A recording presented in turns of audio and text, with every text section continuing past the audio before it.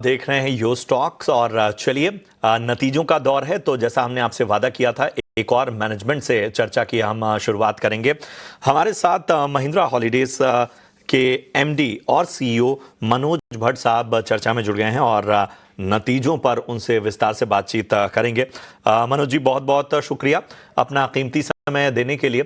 सबसे पहला जो मेरा सवाल है वो ये है कि अगर हम क्वार्टर ऑन क्वार्टर बेसिस पर देखें तो आपके रिजॉर्ट्स की संख्या तो बढ़ी है, मतलब 125 से 126 हुई है, लेकिन जो क्षमता है वो 5,847 से जो कीज हैं वो रिड्यूस होकर 5,794 हुई हैं। तो क्या कहीं कोई कटौती हुई है, कोई क्लोजर हुआ है? जरा विस्तार से बताएं।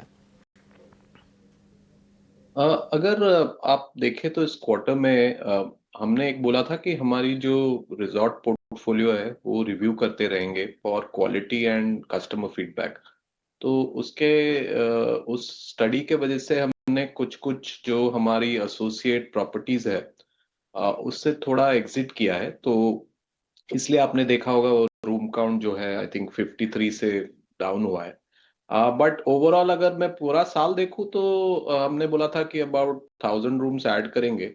उसके लिए हम लोग अभी ट्रैक पे है। तो I think longer term perspective I think वो रूम एडिशन होगी। इनफैक्ट इसी साल हम शायद महाराष्ट्र में 4, गोवा में एक, राजस्थान और कई और जगह पे रिजॉर्ट्स खोल रहे हैं। So overall I think the plan is about 1,000 rooms in the course of this year added. Bhatt साहब, अब रीसेंट बॉर्डर टेंशंस जो हमने आती हुई देखी हैं, ख़ासतौर से अगर हम नॉर्थ इंडिया स्पेसिफिक बात करें, बुकिंग्स या ऑक्यूपेंसी पर किसी भी तरह का इम्पैक्ट, ख़ासतौर से अगर हम हिमाचल के रिजॉर्ट्स के बारे में पूछना चाहें, उत्तराखंड या उसके आसपास के इलाकों में कोई चेंज इन ट्रेंड आपको देखने को मिला? तो वो आई थिंक मई महीने में हमने वो इम्पैक्ट देखी थी थोड़ी बहुत। बट आई थिंक उसके बाद with in a few weeks bounce back हुई थी। सो ओवरऑल अगर आप देखें तो ऑक्यूपेंसी 85.3 है इस quarter, which is very very good. So तो ओवरऑल ऑक्यूपेंसी पे शायद थोड़ा बहुत इम्पैक्ट पड़ा है during the quarter, but I think marginal था फॉर अ फ्यू वीक्स। उसके बाद सब नॉर्मलाइज हो गया था। चलिए, तो एक चीज़ और हम समझना चाहेंगे आपसे कि आपने जो गाइडेंस है उसको बरकरार रखा है और आपकी जो इन्वेंट्री बेस है उसे 10,000 कीज तक ले जाने की बात कही है। डिमांड्स और बाकी क्षमता विस्तार को लेकर आपका क्या नजरिया बन रहा है? तो पहला जो कॉन्फिडेंस है कि जो ये ट्रेंड चल रहा है इंडस्ट्री में इन टर्म्स ऑफ डिमांड, वो डिमांड साइकिल आई थिंक ये मल्टी ईयर डिमांड साइकिल है। सो इसके लिए हमें रेडी होना पड़ेगा फ्रॉम इन्वेंट्री पर्सपेक्टिव। तो दूसरा जो है, अगर हम देख रहे हैं फनेल जो है हमारी, उस फनेल के तहत हम अगर एस्टिमेट करें तो अभी भी वो 10,000 रूम टारगेट अचीवेबल है। एंड एज आई सेड कि इसी साल हम ग्रॉस लेवल पे अराउंड 1,000 रूम्स ऐड करेंगे। सो ओवरऑल आई थिंक अभी तक तो हम ट्रैक पे है वो 10,000 टारगेट के लिए।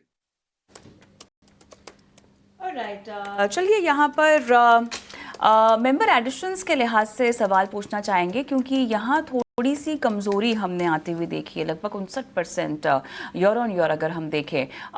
इस कमी और कमज़ोरी के पीछे क्या वजह होगी? और अब सवाल क्योंकि रिवाइव करने पर भी होगा मेंबर एक्विजिशंस को, तो आने वाली तिमाहियों में इसको लेके क्या कोई प्लानिंग है? अगर आप देखें तो लास्ट 3-4 क्वार्टर से हमने कहा है कि जो हम ओवरऑल मेंबरशिप एडिशन पे फोकस इस पे करेंगे कि जो जो मेंबर्स को हम अच्छी तरीके से सर्व कर सके, उनका एक्सपीरियंस ठीक करे। तो उस उसके हिसाब से हमने आई स्पोकन अबाउट दिस कि हमने तो अपना जो स्प्रेड है वो 48 की सिटीज में किया है फ्रॉम लार्जर नंबर। तो कुछ कुछ एरियाज से हमने हमारे ब्रांचेस एटसेट्रा विथड्रॉ किए हैं। तो उसके वजह से member addition is lower. But इसमें क्या है कि हम हमारी जो फोकस है मेंबर एडिशन अभी तो नहीं है। अभी हम फोकस करें कि सही तरीके से प्रोडक्ट मार्केट फिट करे, जो right product to the right customer for the right experience, and उसके वजह से हमने ये डिक्लाइन देखी है। बट उसका एक बेनिफिट आया है, अगर आप एवरेज सेल्स वैल्यू या AUR जो बोलते हैं, तो AUR is up very very sharply over the last 1 year. तो overall I think AUR is about 70 odd %. तो इस हिसाब से देखा जाए तो हम वैल्यू चेन में आई थिंक प्रीमियमाइजेशन की जर्नी पे है। तो that is the reason for the member addition being low. बेहतर मनोज जी, जरा मुझे ऑक्यूपेंसी के बारे में भी नजरिया दीजिए कि क्या आउटलुक ऑक्यूपेंसी को लेकर नजर आ रहा है, किन लेवल्स को आप टारगेट कर रहे हैं? हमारी ऑक्यूपेंसी काफी स्टेडी रहती है, अराउंड 84-85%। तो इस साल भी उसी रेंज में रहेंगे। बट हमारी इन्वेंट्री एक्सपैंड हो रही है, so that is the only thing. But otherwise that is the goal कि 84-85% ऑक्यूपेंसी पे रहे। शुक्रिया करेंगे मनोज जी अपना कीमती समय देने के लिए और नतीजों पर बेहतर तरीके से हर पहलू पर बातचीत करने के लिए। आपको, आपकी टीम को, आपके कारोबार के लिए हमारी ओर से ढेर सारी शुभकामनाएं। चलिए अब जरा इन नतीजों और मैनेजमेंट की तमाम बातों के आधार पर महिंद्रा हॉलीडेज पर जरा राय भी ले लेते हैं। हम देख रहे हैं कि आज स्टॉक में एक एक्शन भी देखने को मिल रहा है। लगभग 2.25% से ज्यादा की बढ़त महिंद्रा हॉलीडेज में आज के दिन में देखने को मिल रही है। निमेश, महिंद्रा हॉलीडेज यहां से बताइए कैसा लगता है आपको? महाराष्ट्र और कई इलाकों में तो मानसून ने दस्तक दी है, तो हम देखते हैं कि एक ट्रेंड जो है वो साफ तौर पर नजर आता है और लग्जरी होटल रिजॉर्ट सेगमेंट में जो है वो एक अलग तरह का दबदबा भी है इनका।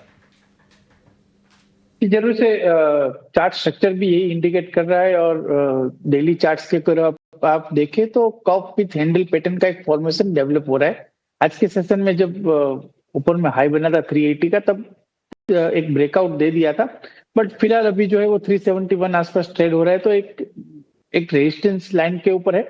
मेरा मानना है कि अगर 375 के ऊपर क्लोज देता है और वहां से 2-3 दिन सस्टेन होता है, तो एक अच्छा मोमेंटम आने वाले 2 से 3 महीनों में देखने को मिल सकता है। जिस तरह से मैनेजमेंट ने बात की प्रीमियमाइजेशन की और क्वालिटी कस्टमर के ऊपर, तो मेरा मानना है कि यहाँ से स्टॉक के अंदर भी ऐसा अगर जिस तरह से एवरेज रेवेन्यू बढ़ती है, तो डेफिनेटली एक पॉजिटिव इंपैक्ट स्टॉक के ऊपर देखने को मिल सकती है। चार्ट स्ट्रक्चर भी यही इंडिकेट करता है। तो 375 क्रूशियल लेवल रहेगा जिसके ऊपर क्लोज आना काफी इंपॉर्टेंट है। तो मेरा मानना है कि अभी इंट्राडे के लिए वेट एंड वॉच कीजिए और 375 के ऊपर 1 या 2 दिन बंद रहता है तो हम लोग यहाँ से पोजिशनल बाय जरूर इनिशिएट करेंगे। और ऊपर में मेरा मानना है कि यहाँ से अबव 375 हम लोग स्टॉक के अंदर मिनिमम 440 तक के लेवल दिवाली तक देख सकते हैं। तो व्यू बुलिश है। ओनली लेवल्स 375 को हम लोग रिस्पेक्ट करेंगे। मेरा अगला सवाल दरअसल आपसे टाटा कंज्यूमर पर ही था, क्योंकि नतीजे यहाँ पर अच्छे, लेकिन उसके बावजूद हम दबाव